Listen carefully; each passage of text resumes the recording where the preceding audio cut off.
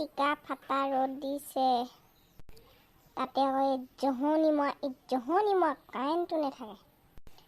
বাহিৰলৈতো ওলাব নোৱাৰিয়ে, আকৌ ভিতৰতো থাকিব নোৱাৰি। গৰমত বুকুখন হাই ফাই লাগিছে ঐ।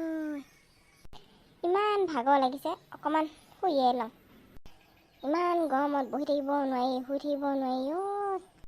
ইমান গৰমত এনেকুৱা লাগিছে ভৰিকেইটা মেলিয়ে শুওঁ নে কোচায়ে শুওঁ নে তললৈ কৰিয়ে শুওঁ নে ওপৰলৈ কৰিয়ে শুওঁ নে। নোৱাৰি দেই শুইও জীৱনটো কটাব নোৱাৰি ঐ। ইমান গৰম। এইবাৰ এইটো চাইডে শুই চাওঁ ঐ, অকণমান ভাল লাগে নেকি, ঠাণ্ডা লাগে নেকি বুলি ঐ। চাল্লা এভাগেও শুব নোৱাৰি, ইমান গৰম। এই কাৰেণ্টটোনো কেতিয়া আহিব, ইমান গৰমত থাকিব পৰা নাই দেই।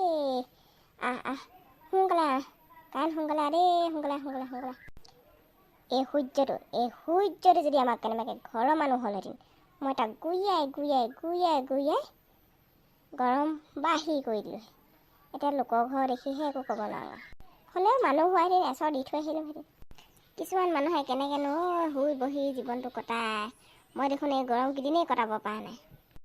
লগৰ এটালৈকে ফোন কৰি চাং দেই, তাৰনো কেনেকুৱা অনুভৱ হৈছে, এই গৰমত কেনেকৈনো থাকিব পাৰিছে।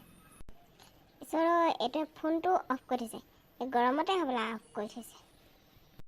গান এটাকে গাই চাং, গানটোৱে অকণমান ঠাণ্ডা লগাই নেকি।